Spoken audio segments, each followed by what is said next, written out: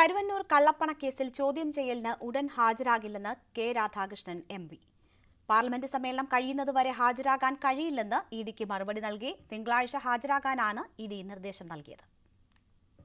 കരുവന്നൂർ സഹകരണ ബാങ്ക് തട്ടിപ്പ് കേസുമായി ബന്ധപ്പെട്ടാണ് CPM നേതാവും എംപിയുമായ കെ രാധാകൃഷ്ണനോട് ചോദ്യം ചെയ്യലിന് ഹാജരാകാൻ ഇഡി നിർദ്ദേശം നൽകിയത്.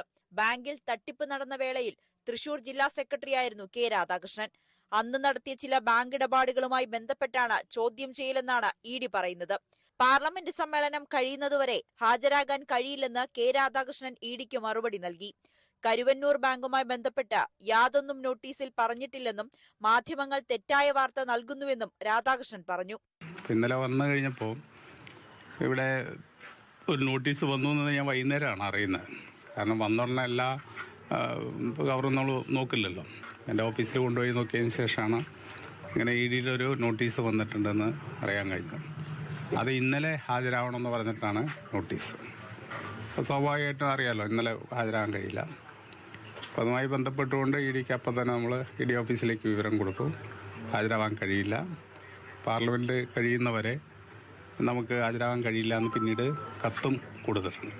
കേസിൽ അന്തിമ കുറ്റപത്രം സമർപ്പിക്കാനിരിക്കെയാണ് ഇഡിയുടെ നീക്കം.